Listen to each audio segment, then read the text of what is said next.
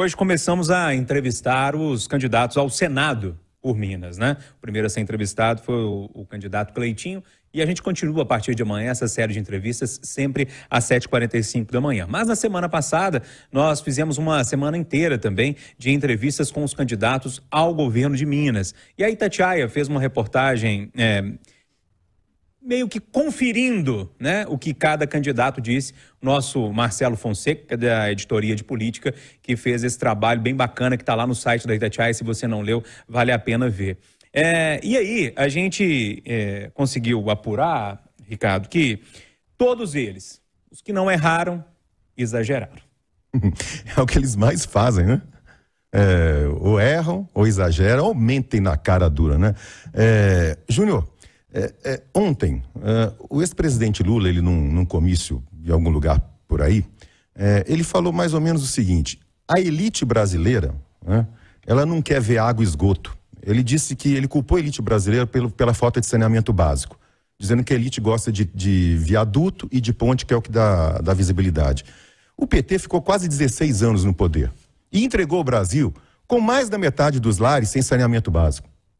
O presidente Bolsonaro, ele estava em Londres, né?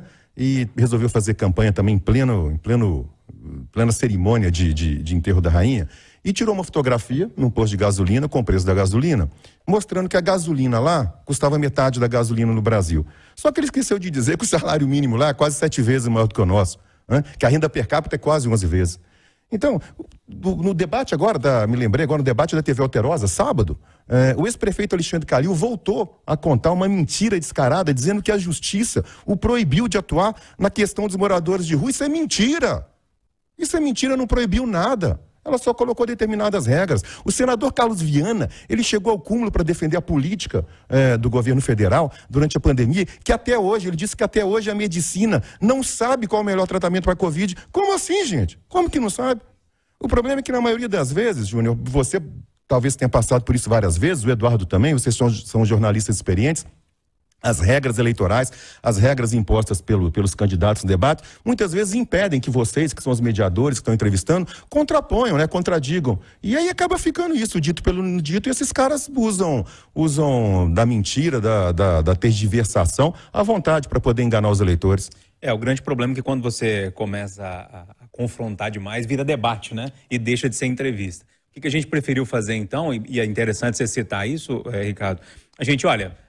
Quando a gente vê que tem alguma coisa, vamos insistir naquilo ali, mas se o candidato quiser insistir nessa mentira, deixa ele, depois a gente faz, lógico, um apanhado do que é verdade, do que é mentira, do que exagerou, e essa matéria está muito legal. Quem não leu, vale ler. Aí, Malco, chamando você para esse debate nosso aqui também, só para dar uma resumida, o Ricardo lembrou aqui que o Calil falou sobre os moradores de rua, o Zema exagerou ali, meio que mentiu, na questão do piso de enfermagem, o Viana também exagerou na questão da privatização da CBTU, e a Lorena e o Pestana também exageraram em outros temas lá. Como é que você viu esses exageros ou mentiras aí? Os candidatos não se equivocaram, não exageraram. Os candidatos ignoram os fatos. Esse é o momento da política atual e por isso é muito preocupante. O que justifica a função da Itatiaia, a função de cada um de nós analistas, é a interpretação dos fatos. E os fatos para os políticos não importam. A gente vive um tempo, Júnior, que chama de pós-verdade. É uma narrativa construída que ignora os fatos. E todos os candidatos usaram a estratégia da pós-verdade. O trabalho que a Itatiaia fez foi impecável. Mostrou que todos eles, sem tirar nenhum, mentiu e ignorou os fatos. O problema é o que o eleitor ganha com isso. Absolutamente nada. O eleitor ganha só o desprezo pela classe política. O desprezo com a pós-verdade que ele se nega a participar. Agora, quando o eleitor participa, levado pelos políticos, ainda é pior. Ele leva a pós-verdade para frente. Ele também passa a ignorar os fatos. O resultado disso é o quê? Um eleitor mais mal informado, que escolhe piores políticos. Por isso, parabéns pela Itatiaia. Não só pelas entrevistas, que eu confesso, defini meu voto ouvindo as entrevistas da Itatiaia. E reafirmei qual era a minha direção de voto quando eu fiz a checagem de dados que a Itatiaia fez. Rita Mundinho, como é que você viu essas questões aí, os candidatos exagerando ou errando, enfim?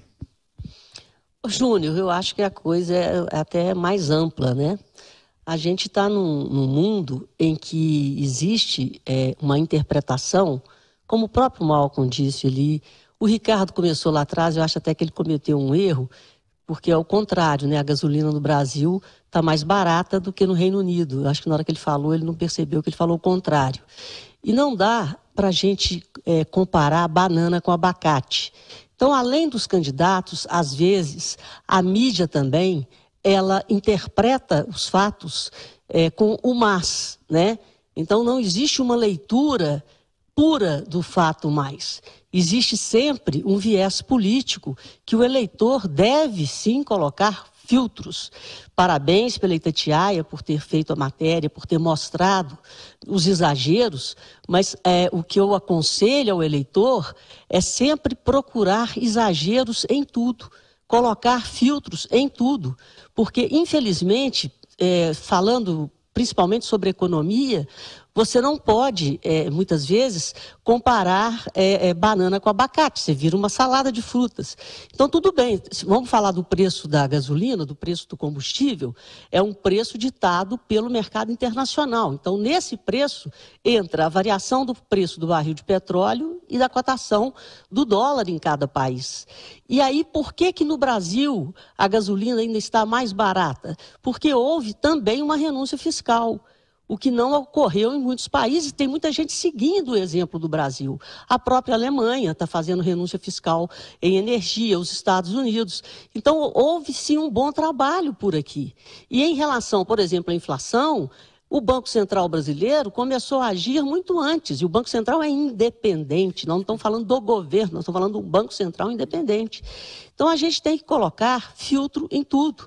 O Brasil hoje é um oásis no mundo? Sim, somos um oásis no mundo em termos de economia. E tentam, toda hora, colocar um mas.